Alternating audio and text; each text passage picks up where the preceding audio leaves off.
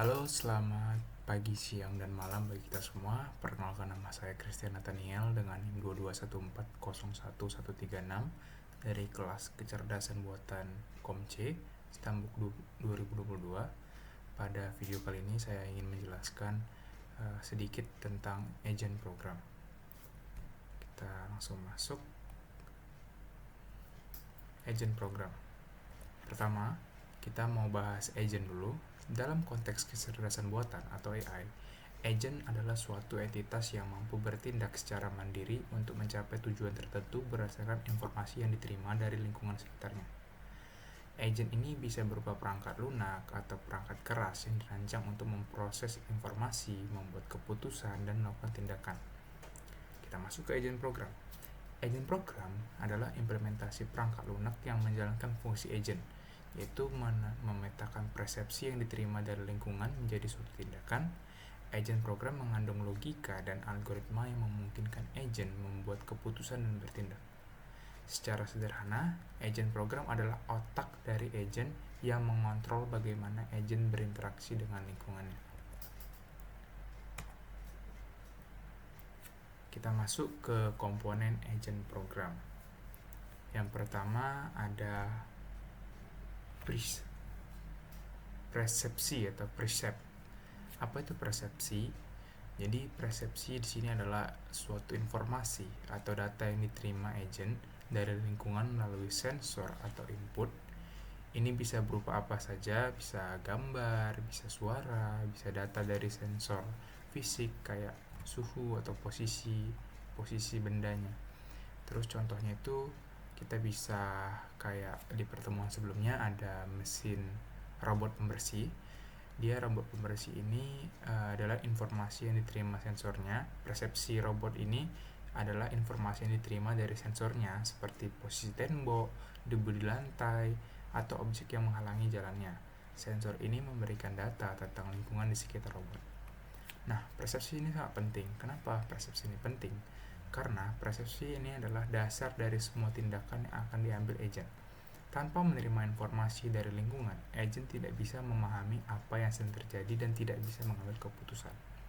Kita masuk yang kedua, ada state atau keadaan. State adalah memori internal atau catatan tentang kondisi agent saat ini. Ini adalah cara agent menyimpan informasi dari waktu ke waktu sehingga agent dapat mengingat persepsi sebelumnya. Dalam agent yang lebih kompleks, state membantu agent memahami apa yang telah terjadi dan merencanakan tindakan selanjutnya. Contohnya, masih dengan contoh sebelumnya yaitu robot pembersih, state-nya bisa berupa peta internal ruangan yang dibuat berdasarkan persepsi dari sensor-sensornya. Robot mengingat area mana yang sudah dibersihkan, sehingga tidak membersihkan area yang sama berulang-ulang. State ini penting karena state ini memungkinkan agent untuk bekerja dalam lingkungan yang lebih kompleks, di mana informasi yang didapat dari persepsi mungkin tidak lengkap. Dengan state, agent bisa melacak apa yang sudah dilakukan dan membuat keputusan yang lebih baik berdasarkan data sebelumnya. Yang ketiga ada agent function atau fungsi agent. Fungsi agent adalah aturan atau logika yang menentukan bagaimana agent akan merespon persepsi yang diterimanya. Ini adalah bagian dari agent program yang memetakan persepsi menjadi tindakan. Fungsi ini bisa sederhana seperti if then, jika kondisi tertentu terjadi maka lakukan ini, atau kalau kompleksnya itu menggunakan algoritma AI. Contohnya, masih dengan robot pembersih, fungsi agent ini bisa berupa aturan sederhana seperti kayak kalau sensor mendekati tembok, putar arah atau pindah lokasi. Terus bisa juga kayak area sini masih kotor, maka bersihkan. Area sini sudah bersih, maka pindah lokasi. Kemudian fungsi agent ini penting karena fungsi agent ini adalah jantung dari agent program, karena ini bisa menentukan bagaimana agent merespon lingkungannya. Fungsi ini mengendalikan perilaku agent berdasarkan data yang diterima dari sensor. Selanjutnya ada action yang terakhir atau tindakan, yaitu adalah hasil akhir dari proses pengambil keputusan dalam agent program. Ini adalah respon yang dihasilkan berdasarkan persepsi yang diterima dan diproses oleh fungsi agent. Tindakan ini bisa berupa fisik atau gerakan si robotnya, atau digital, hanya memberikan tampilan output dalam aplikasi komputer. Contohnya kayak tindakannya itu adalah bergerak ke arah tertentu, menghindari tembok, menghindari halangan, mulai membersihkan atau mulai membersihkan area tertentu. Terus dalam aplikasi virtual, tindakan bisa berupa sistem AI memberikan suggestion atau saran atau keputusan, misalnya kayak ChatGPT, dia merespon pertanyaan pengguna. Nah, tindakan ini ya pastinya penting karena tindakan nyata, hasil nyata dari agent program. Tanpa tindakan, agent tidak bisa mempengaruhi lingkungan atau mencapai tujuannya. Tindakan inilah yang menunjukkan bagaimana agent menyelesaikan seluruh tugasnya. Oke, mungkin di sini ada gambar agent dengan environment. Saya akan jelaskan, yaitu gambar ini nunjukin agent yang berinteraksi dengan environment atau lingkungannya. Jadi agent ini dia bakal menerima informasi dari lingkungan melalui sensor yang disebut persepsi atau percepts. Setelah informasi diproses oleh agent, keputusan ini dibuat. Kemudian ada aktuator atau actuators digunakan untuk melakukan tindakan action yang langkah terakhir yang memengaruhi lingkungan. Proses ini terus berulang di mana agent terus-menerus menerima input dari environment, memprosesnya, bertindak, membuat keputusan, kemudian melakukan action berdasarkan inputan dari lingkungan sekitarnya. Kemudian kita masuk ke contohnya. Di sini saya mengambil contoh Google Assistant dengan satu lagi tuh pengaturan suhu, dimana kita bisa ambil kalau virtual assistant atau Google Assistant, persepnya itu berarti perintah suara dari pengguna kayak, hey Google, berapa suhu di Medan. Terus sensornya otomatis, karena kita menggunakan asisten virtual, berarti sensornya adalah mikrofon. Agentnya yaitu adalah Google Assistant yang dia memproses pertanyaan, menggunakan algoritma Google, pengalaman suara, dan kemudian ada actionnya itu memberikan jawaban kayak suhu saat ini di Medan adalah 36 derajat. Sama halnya dengan suhu, dia persepsinya itu adalah sensor suhu mendeteksi bahwa suhu ruangan saat ini 18 derajat dingin nih. Sensornya itu berarti sensor suhu yang mengirim data suhu ke agent. Nah, di agent suhu ini diatur, memutuskan apakah perlu ditambahkan karena kan 18 derajat nih, terlalu dingin.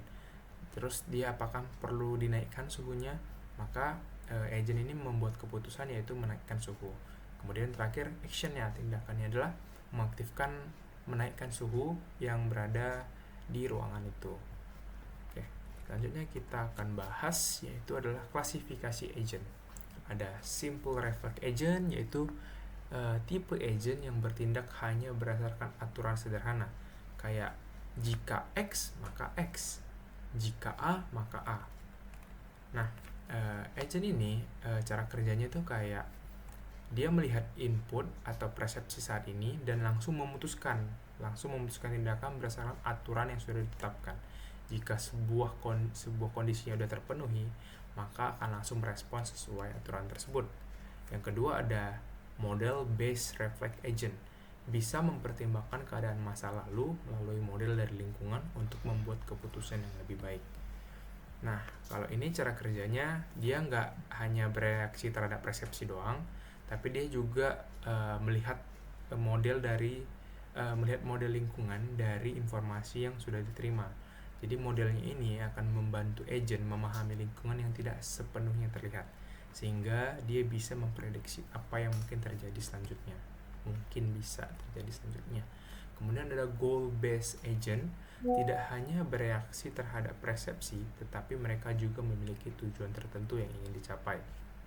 Nah, cara kerjanya ini dia nggak fokus kepada tindakan yang diambil saat ini, tapi dia mempertimbangkan nih tindakan mana yang bisa mencapai tujuannya dalam jangka panjang. Mereka melakukan perencanaan dan memilih tindakan yang sesuai untuk mendekatkan diri ke tujuannya. Kemudian ada utility based agent. Nah, utility based agent ini mengevaluasi semua tindakan yang mungkin berdasarkan utilitas atau nilai dari tindakan tersebut. Utilitasnya dapat diukur dengan beberapa kriteria kayak kecepatan, efisiensi, tingkat keberhasilan, dan lain sebagainya.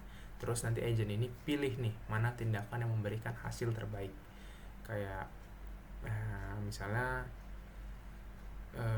kita mau mobil otomatis atau maps, dia akan menunjukkan rute yang paling aman, paling cepat, paling efisien, yang nggak macet, yang paling cepat, yang jalan yang nggak rusak, dan paling cepat sampai tujuan akhir. Nah, kemudian yang terakhir ada learning agent. Learning agent ini adalah agent yang dapat belajar dari pengalaman. Dia tidak hanya membuat keputusan berdasarkan aturan yang telah ditentukan, tapi dia juga bisa memperbaiki keputusan yang mereka buat dari waktu ke waktu nih berdasarkan feedback atau hasil dari tindakan sebelumnya. Oke.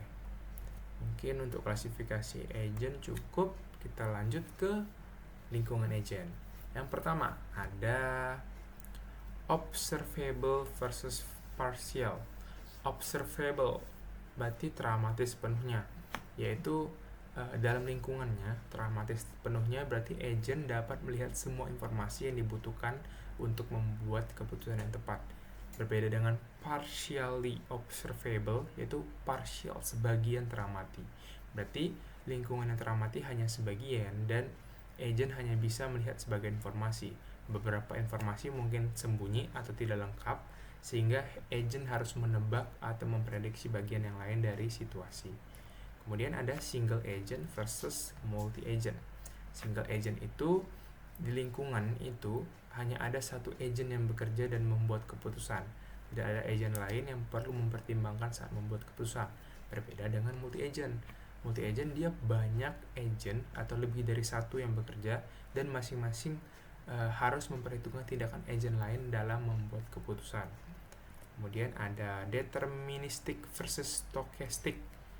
Deterministic ini adalah determinis, yaitu di dalam lingkungan determinis setiap tindakan yang dilakukan agent memiliki hasil yang pasti.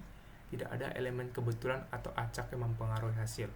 Jika agent melakukan tindakan tertentu, hasilnya selalu bisa diprediksi. Kemudian ada stochastic, yaitu ada elemen kebetulan atau ketidakpastian. Hasil dari tindakan ini nggak selalu bisa diprediksi dengan pasti. Ada faktor acak yang bisa mempengaruhi hasil dari tindakan agent. Kemudian ada episodic versus sequential. Episodic ini adalah setiap tindakan agent adalah satu episode yang berdiri sendiri dan tidak mempengaruhi episode lain. Jadi dia hanya perlu fokus pada apa yang terjadi saat ini tanpa memikirkan dampaknya terhadap masa depan. Kemudian ada sequential, yaitu tindakan yang sekarang bisa mempengaruhi tindakan masa depan. Jadi agent merencanakan ke depan dan mempertimbangkan bagaimana tindakan ini akan mempengaruhi situasi di masa mendatang.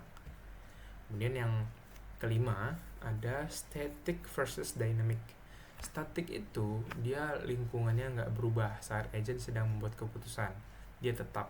Agent bisa berhenti sejenak, memproses informasi, dan membuat keputusan tanpa khawatir lingkungan akan berubah selama waktu tersebut. Berbeda dengan dynamic, lingkungannya itu bisa berubah saat si agent ini memproses informasi.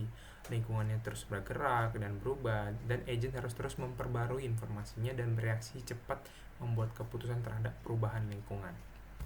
Nah, kemudian ada discrete versus continuous yang terakhir, yaitu adalah jumlah tindakan atau keadaan yang terbatas dan dapat dihitung.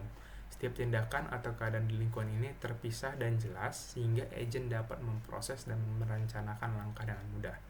Berbeda dengan continuous, yaitu keadaan dan tindakan agent bisa berubah secara terus-menerus, continuous, tanpa batasan yang jelas.